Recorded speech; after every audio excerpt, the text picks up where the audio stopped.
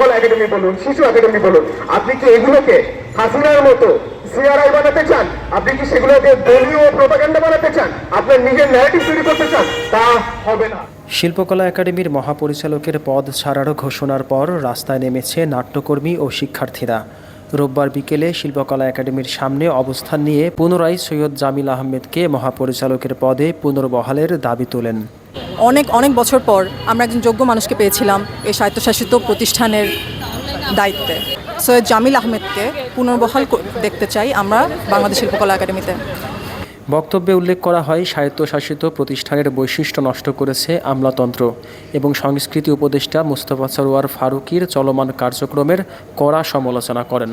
অন্যায় কোনোদিনই মানে গোপন রাখা যায় না, পাপ ঢেকে রাখা যায় না, সেটা একদিন বের হয়ে যায়। তো ফারুক সাহেব একটা বের হয়ে গেছে।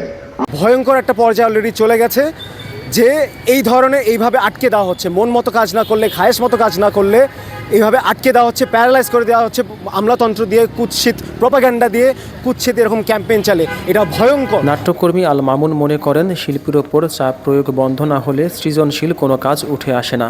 ভয়ের সংস্কৃতি হয়ে গেছে আর কি, মানে চাপিয়ে দিয়ে আসলে কোনো কিছু নির্মাণ করা যায় না। হ্যাঁ, কিছু তৈরি হয় কিন্তু সেটা আসলে কোনো মিনিং করে না, কোনো কিছু মিন করে না। এবং কোনো একটা কিছুকে পরিবর্তন করতে চাইলে, একটা সোসাইটিকে চেঞ্জ করতে চাইলে, কিংবা একটা মানুষের মধ্যে শিল্পের প্রেম সঞ্চার করতে চাইলে আপনি কোনো কিছুকে বেঁধে দিয়ে প্রয়োজনীয় বাজেট থেকে শুরু করে স্বাধীন মতো শিল্পকলা একাডেমির কাজের পথ রুদ্ধ করা হয়েছে বলেও জানান।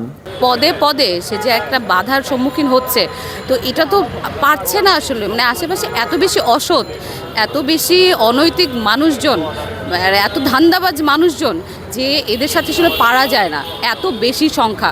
তো ওই জায়গা থেকে যে আমি বলতেছি, এখন যদি এরপরেও যেই আসুক কি হবে? এখন অসৎ মানুষদের সাথে থেকে ওরা এটাই করবে এবং ওরা তো এটাই চাচ্ছে। একজন সৎ মানুষের জায়গা ওরা দিবে না, একজন সৎ মানুষ যেন চলে যায়। এই কারণেই তো ওরা এই পলিটিক্সটা এইগুলো করতেছে। কারণ একটা কাজের জায়গায় এখানে হচ্ছে না, সে কাজের জায়গা করে দিচ্ছে না, সেখানে একটা সৎ মানুষ কিভাবে কাজ করবে? আমরা যেই গণঅভ্যুত্থান পরবর্তী যেই দেশের কথা বলি, সেই দেশ যদি আপোষ করতে হয়, আমলাতন্ত্রের পোষ্য হতে হয়, তাহলে সেই দেশ আমরা চাই না। আব্দুল কাদের নাহিদ, 21 টেলিভিশন, ঢাকা।